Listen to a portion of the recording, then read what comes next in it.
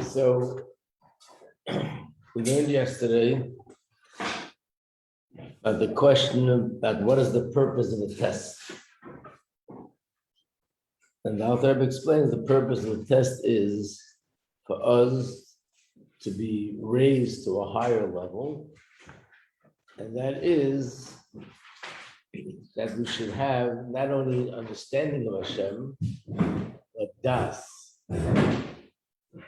What is das? Explained yesterday, the das means that the three parts of the brain, Chochma, Bina, and das. Chochma means definitely to comprehend the depth of something, and the same as with Bina, there are more the details. But das is that the information that's in my head should penetrate. I should register in a way that it affects me emotionally. In other words, when do I know that it really penetrated and I really got it? When I see that it has an impact on me.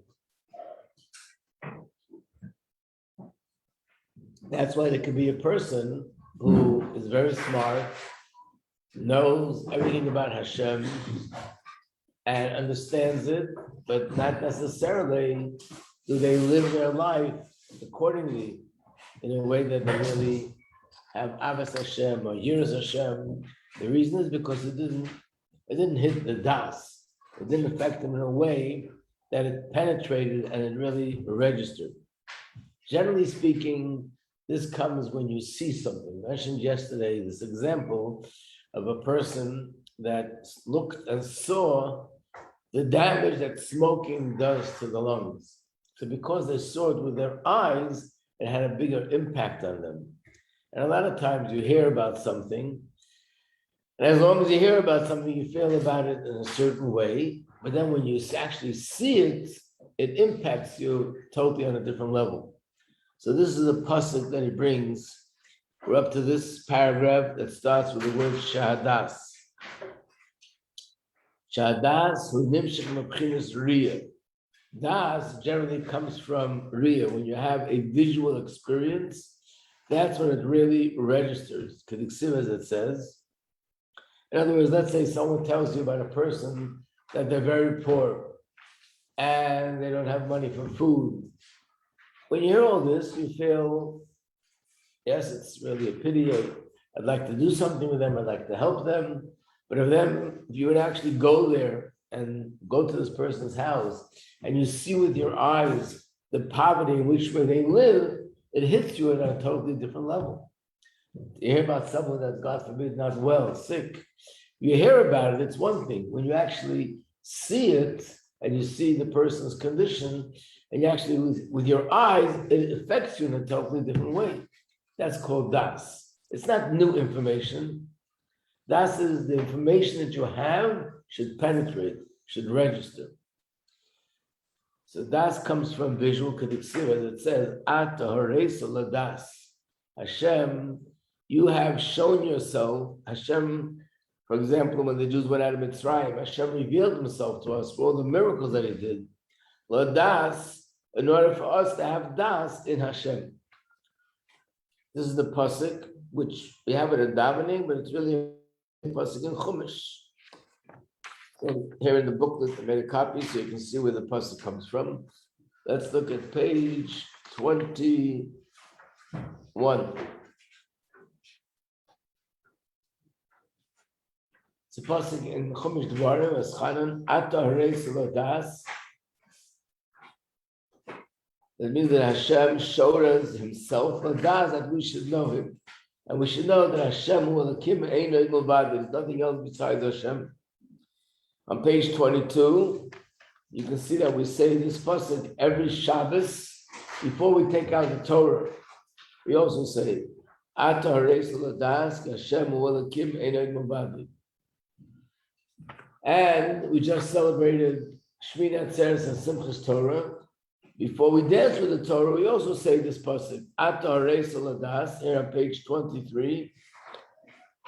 Hashem Elokecha, you have shown us, you have shown yourself, so we should know you, that Hashem is Elokecha Telechu. In other words, when Hashem makes himself sort of visible, that we can see something with our eyes, then it has a whole different impact on the person. Let's continue.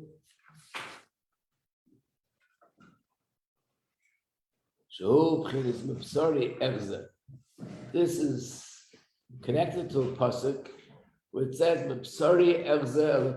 from my flesh, I can see Hashem. What does that mean? Just like a person feels his own neshama.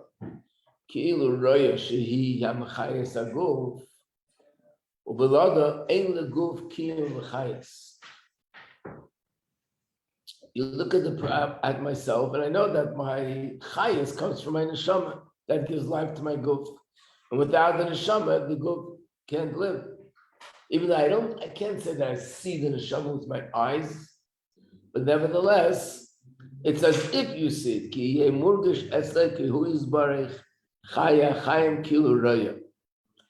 What he's basically saying is that you can't really see Hashem. Even when it says that you see Hashem, it doesn't mean you see Hashem physically, because Hashem is not physical. And because he's not physical, you can't grasp it with the physical eyes. But it means that it's something which is similar, as if it was a physical, visual experience, because you see the miracles that happen. And the same with a person, that when you look at another person, could you see the person's neshama? No. Or even look at yourself, you don't see your neshama. The neshama is something that's not physical, you can't see it. But the neshama, because I see the guf, and I see the person walking and talking and thinking, and therefore it's as if I actually see the neshama. The neshama manifests through the physical body. And it has that effect that we get when we see something with our eyes. So that's what it means. From my flesh, I can see Hashem. I draw a parallel, just as with myself. I don't see the soul, because the soul is not physical, but by looking at the body, I see the soul manifesting through the body. Same with Hashem. I look at the world and the way the world is functioning, and I see everything happening in the world. The world is like a huge body. And Hashem is like the neshama that gives life to the body. So by looking at the world, it's as if I'm seeing Hashem if I look at it from the right perspective. So actually, a person who doesn't believe in Hashem and explains everything according to science, so he looks at the world and explains it all scientifically and doesn't recognize that there's a higher force. But if a person believes in Hashem and then he sees the winds blowing, trees growing, the sun goes up and the sun goes down, and he sees everything happening in the physical world, through that he sees Hashem is being revealed in this world.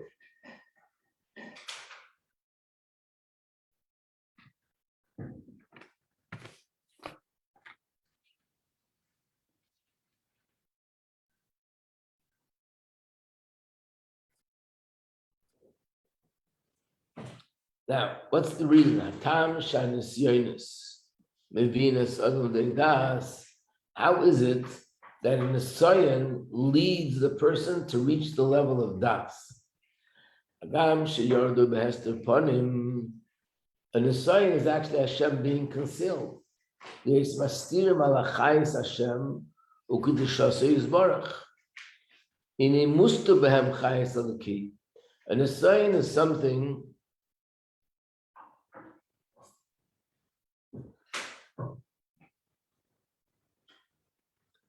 Are there some lines missing here?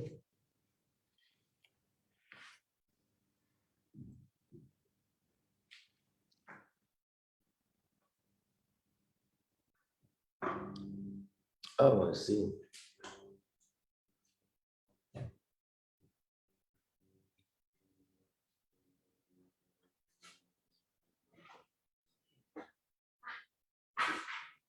Okay, this is a new edition where they made the Likutei Torah with vowels.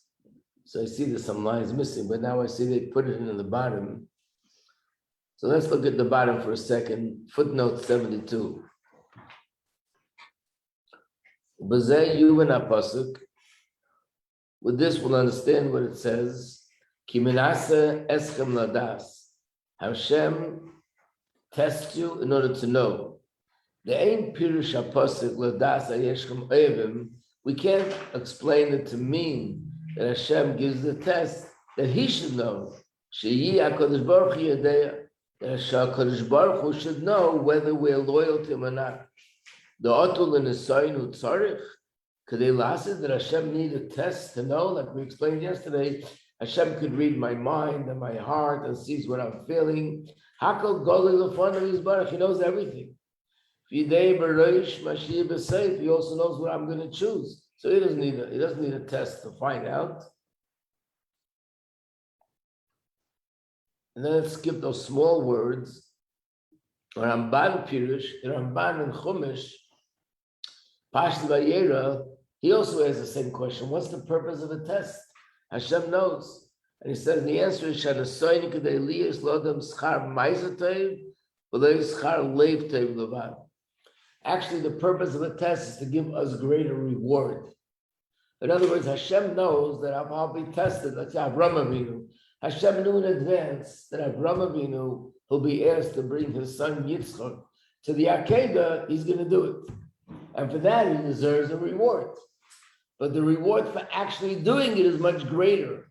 So Hashem gives the person the opportunity not only to have a good heart, but to actually do the good that he's feeling inside. Let's say a person who's good-natured, and they're so good-natured that you know that if anybody would ask him for a favor, they would do it. They should get a reward for that because they're so good-natured. It's true. But there's a much greater reward when they actually go ahead and do something to help another person, the act. A good act is greater and receives a greater reward than a good heart. But the Alter Rebbe says this is not a good enough answer. Why does it say Hashem tests you to know? This is not about knowledge, it's about reward. The reason why Hashem tests you is to get a reward. In the pasuk it says Hashem tests you for the knowledge. And Hashem doesn't need the knowledge. So the answer is it's not for Hashem to know, it's for us to know. For me, through the test, I reach a much higher level that I get to know Hashem with my das, which we said before, is a much more profound way of knowing, much deeper way of knowing, that the knowledge of Hashem penetrates in a very deep way.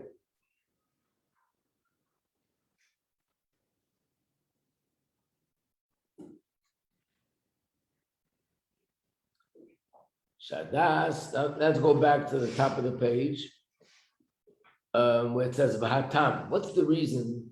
Shanisyonis, Bevinus, Adon, Adei Das. How is it that by passing a test, a person comes to Das? On the contrary, a test is the opposite. A test is Hashem being concealed. We just finished saying that Das comes when you see godliness in a more revealed way, but a test is godliness concealed. How does that give us Das?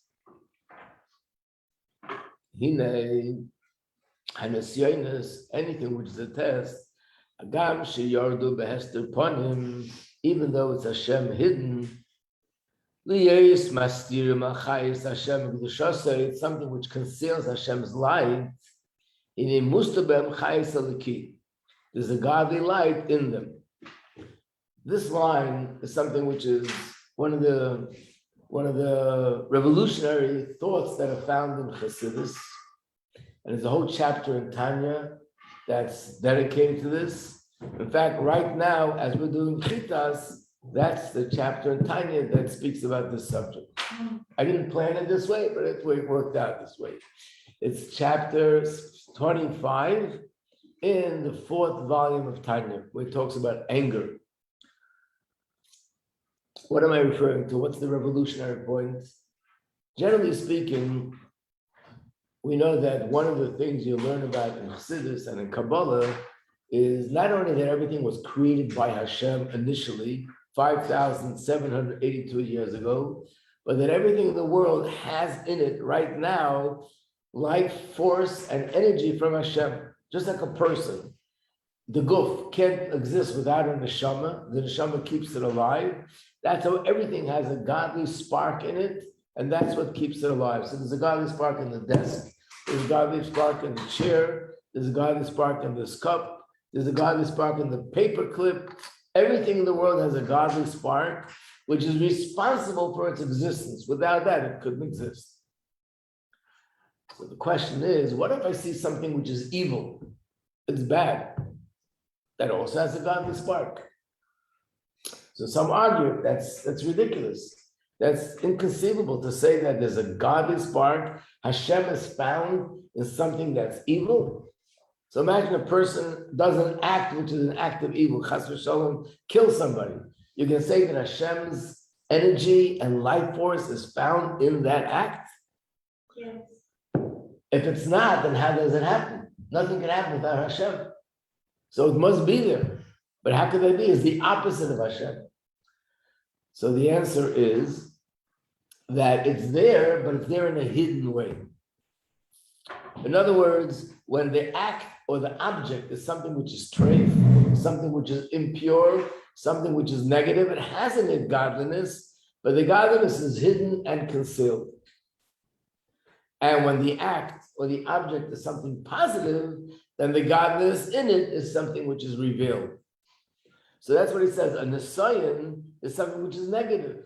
Let's say what we said before. Here you see an evil person, and he gets elected to become the prime minister of a country. He gets elected to become the head of a company. He makes millions of dollars in business, and he's an evil person. So that's a concealment of godliness. But on the other hand, who made this happen? Hashem. Without Hashem, it could not happen. But this is Hashem doing something in a way that he hides his presence. He's totally concealed. Like it says, Hashem told him to curse. This is the point that we have in that chapter of Tanya. This is something which we learned not yesterday, but maybe 2 days ago. And it's from the Tanakh. Here is, you go ahead to page, which page is it on? Page 25. There's a story there. We know, in Tanakh, we know that David HaMelech was a king, but there was a king before him. His name was Shaul. And there was a big conflict between the king Shaul and the king David. And Shaul wanted to kill David. But at the end, David HaMelech is the one who became the king. There was somebody named of Shimi, that he was from the Shaul HaMelech's family. And when he saw King David, he cursed him.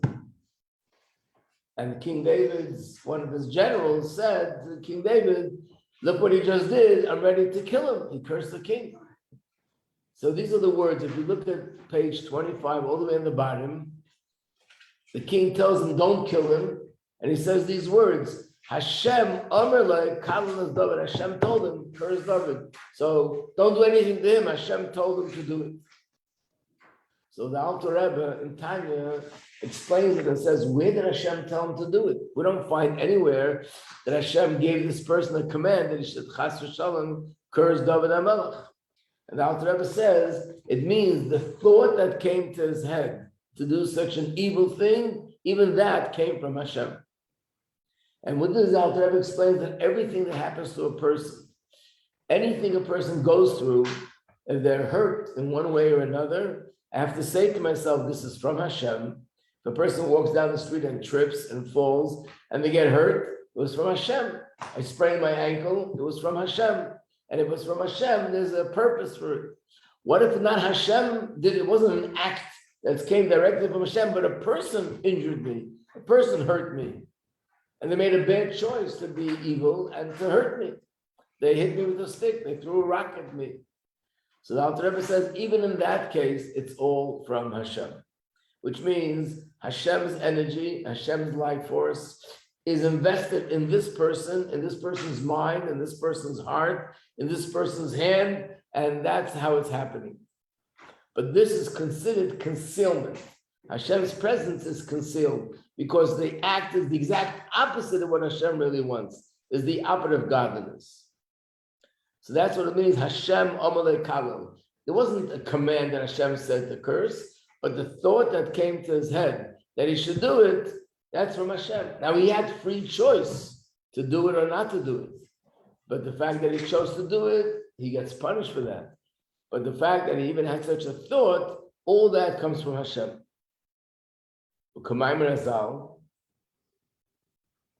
Another statement by our sages. Galu leBavel, Shechina imahem. When the Yidden went to Bavel, the Shechina was with them. Shehi hamistateres umistabeshes b'sar shel Bavel. V'yezu haMoshe v'yezu Yisrael nesunin takto. Again, a revolutionary interpretation. Where am I? Yeah, the second paragraph. Paragraph starts with the word Bahatam. When it says Gadol leBavel Shechina imahem, it means that when the Yidden go to Bavel and they were suffering in exile in Bavel, the Shechina went along with us, and the Shechina suffered together with us. That's the simple meaning.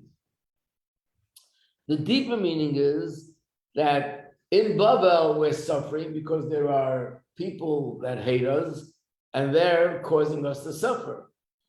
Shechina imahem means the Shechina is in that person that's ruling Bavel, the king of Bavel, or the other rulers in Bavel that are torturing us. Hashem is invested in them and through them doing those things.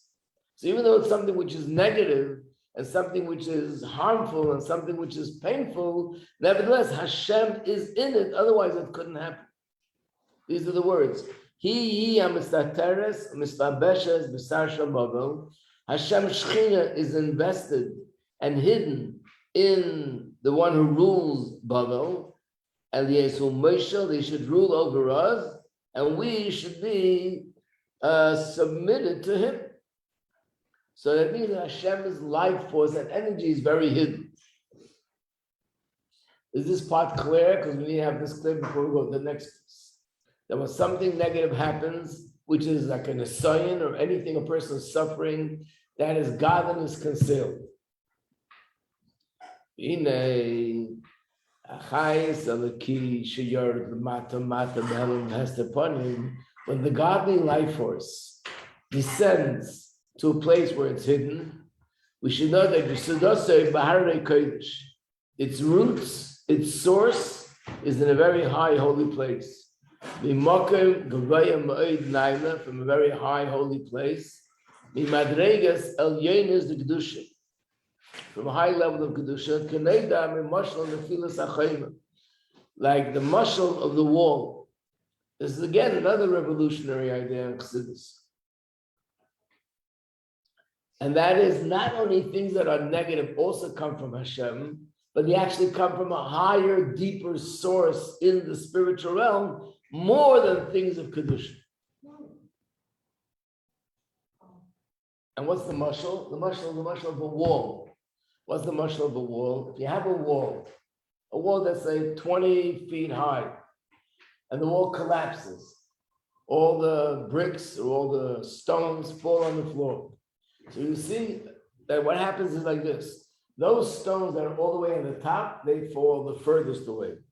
Those that are on the bottom, they fall close to the original place, right? Spiritually, it's the same thing. Spiritually, it means everything comes from Hashem. Those things that come from Hashem and they're close to Hashem means it's coming from a lower source. Those things that come from Hashem and they're far from Hashem, they actually come from a higher source, and that's why they could fall so far away. There's another mashal. It's not, I don't think it's in Chassidus, but just another mashal to understand the point. I take a rock and I throw it 20 yards. It falls 20 yards away from me. Then I take another rock and I throw it and it falls 100 yards away from me. So the one that's 100 yards is further from me than the one that's 20 yards. But in which one did I invest more energy? In the one that's 20 yards away from me or the one that's 100 yards away from me? What? Obviously, the one that's 100 yards, I had to invest more energy to get it there. That means the rock that's 100 yards away from me comes from a deeper place than me. I have to invest more energy.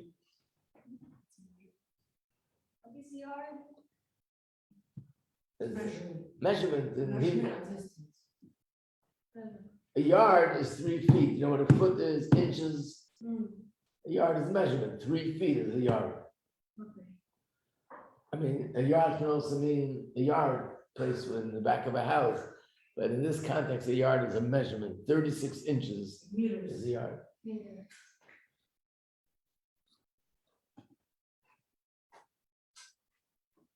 So here we see something shocking, not only things that are negative, and Hashem's presence is hidden in them, but actually the source of these negative things come from a higher place than things of Kedusha.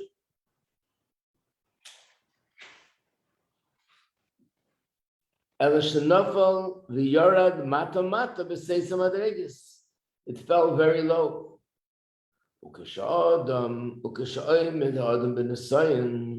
So when a person stands up to a test, and he's able to overpower the force of this test, he tears away all the curtains, which conceal Hashem,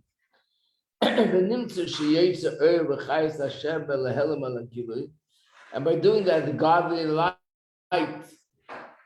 goes out of its hidden state and becomes revealed. So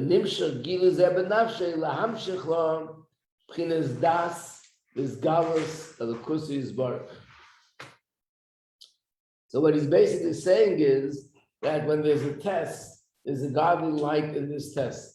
That godly light is hidden, but the source is very high. But it's hidden. So the fact that it's hidden means I can't benefit from it. For example, a person that's brilliant, like Einstein, brilliant genius. If chas v'shalom, that person is in a coma. So even though he's a genius, but because he's unconscious, you can't benefit from his genius. But what happens when you wake him up and he becomes healed? Now you can benefit from all that brilliance that he has. Same thing here. The godly light is in an assign, but it's hidden. And because it's hidden, it doesn't give you any godliness. But if I stand up to the test and I show that it's really a test from Hashem, by doing that, I reveal the godly light in this test. And when I reveal it, I benefit from it. I'm able to absorb it. And this godly light, which comes from a very high source, gives me tremendous spiritual power.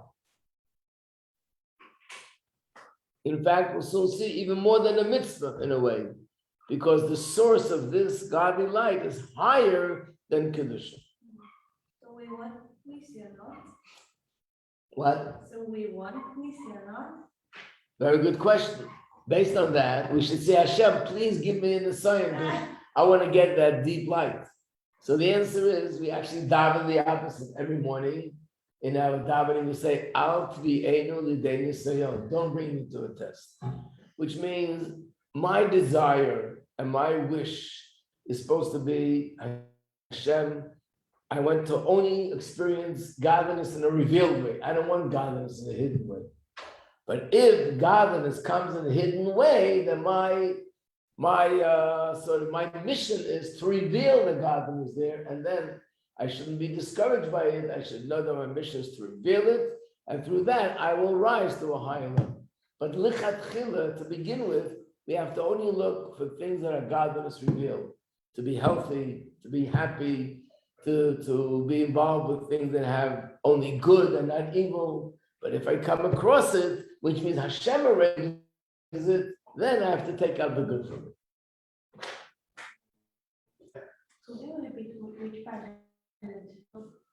Repeat what? Which part in the tefillah that we ask Hashem to? In the morning, after we say the brachas, there's the Yiratzon. One of the lines in that Yiratzon is Al to the Enu, the day Nisayon. Don't bring me to a test.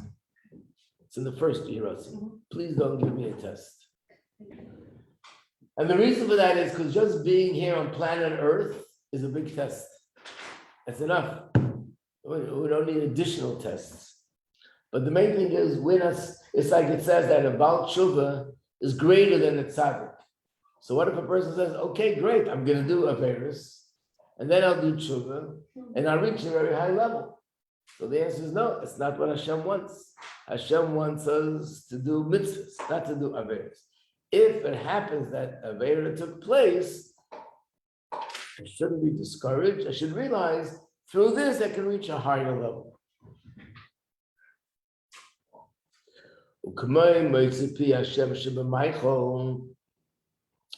This is similar to the godly light that's in food. That this gives life to a person. Because it has a very hard source. There's a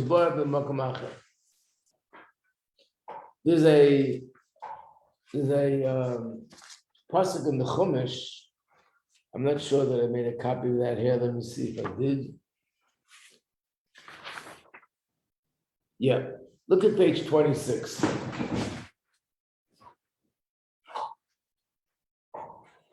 It's a pasuk in Chumash where it says, "Kiloi ala lechem levada yichya adam."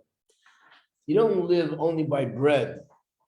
Ki akol meisipi Hashem yichya adam. A person lives by Hashem's words, Hashem's mouth. The simple meaning is, it's not just food that keeps you alive. It's Hashem that keeps you alive. Of course, you have to eat food, but don't think it's just the food, it's really also Hashem. That's the simple meaning. Now, Rizal gave a deeper meaning. And by the way, whenever we say a deeper meaning, it doesn't take away the simple meaning. It just means the simple meaning, and then there's deeper than the simple meaning. And that is, it's not the bread itself that gives you life, but there's a godly spark in the bread, and that's what gives you life. Just like a nutritionist will tell you, what is it in meat or in lettuce or in tomatoes that gives you strength? They'll tell you this is vitamin this, and this is vitamin that, and this is protein, and this is something else. That's in the food, and that's what gives you life. So the pasuk is telling us something even deeper. There's a godly light in food, and that godly light gives life to the food. That's what gives you life. So the Arizal asks, if that's the case, then why do I have to eat food? There's godly light in my goof, in my own body. I don't need the bread. I don't need an apple. Why do I need a piece of cake? I have godly light in my body. Just like it gives life to the bread, it gives life to me. So the Arizal answers, because the godly spark in bread, in food, comes from a higher source than the godly spark in my body. You know, Chassidus, you don't see the world upside down. Higher Than me, yes. You have to have a newfound respect for bread right now, for food. That makes sense. Actually, That's why we're learning. It's harder, but now we can. So it's based on the same principle. The principle is like this. The world has three levels. Daimim, things that are daimim means they have no life at all, like rocks, water, sand. Then there's tzemeach, plants. Then there's chai, which is animals. And then there's medaber, which are humans. So down here, medaber is the highest. Chai is the next. Tzemeach is the next. And daimim is the lowest. In the source, it's the reverse. The further away, the higher the source. So daimim, things that have no life whatsoever, like sand and earth and water and rocks, they actually come from a spiritual source that's higher than the human being. And the same as with plants, they come from a spiritual source. And the lower it is, the higher the source. So the godly spark that's inside food, it's like we said before, when I throw something which is hundreds of yards away, it comes from a higher source. When Hashem creates something that's further away from Him, it comes from a deeper source within Hashem. So it's the source, the spiritual source of bread, of food, is a higher source than the spiritual source of humans. What is source? Shorish, Makor. Okay.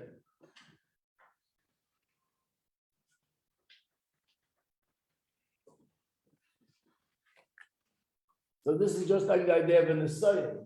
that Nisayan is godliness concealed, but because it's concealed, then the source is a higher source. The godly spark in it comes from a higher place.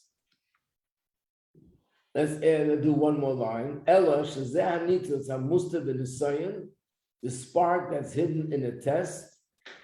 Sharshay gavoya v'naila yoser manitzu chebamaycha. It's even higher than the spark in food. She'eropa lamata yoser k'nei d'me'inin p'nei arya p'nei shur. Again, we need to bring in another point. It's known that in Tanakh, there's a story with one of the Nevi'im, one of the greatest prophets, that he saw a vision. And in the vision, he saw a chariot. And the chariot, he saw a throne and a person sitting on the throne, which is supposed to be Hashem. And around the throne, there were 4 different faces. On the right, he saw the face of a lion. On the left, he saw the face of an ox and 2 other faces. So there's a question in Chassidus. Obviously, there's no physical lines in the spiritual world. It means he saw something there, an angel, which is a source of a lion. He saw the face of an ox, which is an angel, the source of an ox down here. But if the lion is on the right side and the ox is on the left side, I would expect that in this world, a lion should be kosher and an ox should be treif. It's reversed. The lion, which is on the right side, turns out to be treif. And the ox, which is kosher, turns out to be, the ox, which is on the left side, turns out to be kosher. So the answer is, based on this principle, that's why. The lion, which is on the right side, comes from a higher source, it falls lower.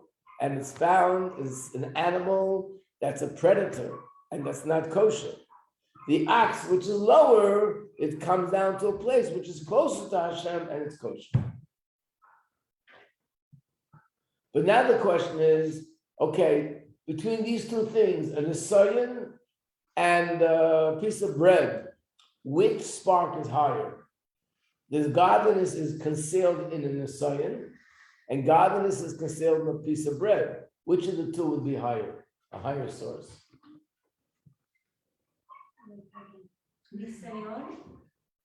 Why? Just a guess. Because it affects us more. Right. That's the answer. If we go by the principle that the lower something is, the higher the source, an nisayan is higher than food that's not kosher, or than or food even that's kosher food. Why is it higher? Because a piece of bread is not godly, but it's not aggressively fighting godliness. A nisayan is something that's aggressively going against godliness. There's something there that's making me not believe in Hashem. There's something there that's stopping me from learning, that's stopping me from davening. Whether it's my thoughts, whether it's a person, whether it's a government, or whatever it may be, if it's an nisayan, it means that, let's say a person decides to give tzedakah, and then he starts having thoughts, why should I give so much tzedakah? It's my money, I worked so hard, why should I give it away? These thoughts are aggressively fighting godliness. The poor innocent piece of bread is not bothering anybody, he's just sitting on the table, but he's not aggressively going against godliness. So therefore, the nisayan is lower than something which is physical. And if it's lower, then the source is higher. If it has a higher source, and then I elevate that source, I absorb it. And by absorbing it, I take in myself a spark of godliness that comes from a very high source. That's what he says in the next line. Hanitut hamustav b'nisayan, the godly spark in a test. Sharshay, its roots are Galvaya, V'naila, Yeser, Manitzu, Chebamaychu. Much higher than the spark that's in food. She'enacha lamata Yeser, it fell lower. Like the difference between the Pnei Arya, the face of the lion, and the face of the ox. That the lion is on the right, but it falls down lower. So this is basically the purpose of the test. Hashem takes his light, he conceals it, and he invests it in something which is a test, which goes against godliness. I realize it's only a test from Hashem. I don't let it get to me. I don't let it affect me. And I stand strong with my Yiddishkeit. And as a result of that, I reveal the godly spark in this. And when I reveal it, I absorb it. When I absorb this godly spark, I become spiritually stronger to the point that I'm able to have das in Hashem. Gilui. Ani megale et hanitzutz elokei shebanisayon. How? By standing up to the nisayon.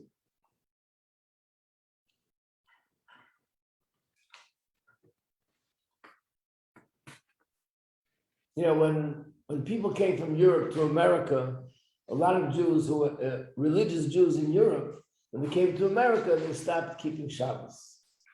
And they said it's impossible. You can't make a living if you're in America without keeping Shabbos. It's impossible. No one's going to hire you for a job.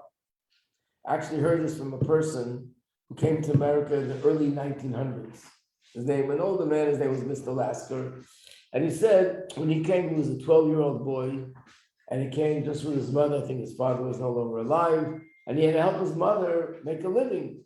So he went to work in a factory, and then he didn't come Shabbos. He came on Monday, and the boss said, "Where were you Saturday?" And he said, "Well, I keep Shabbos." He says, "If you don't come in Saturday, don't come in Monday. Goodbye." By the way, this was a Jewish owner. The next week, he goes to another place. This time he was smarter.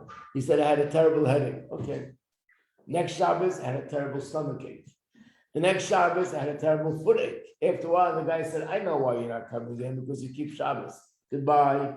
He lost one job and another job and another job and another job and another job. Till one day, somebody had pity on him, and he took him in, even if he's going to not work on Shabbos. If you promise me you'll come in on Sunday and catch up on your work.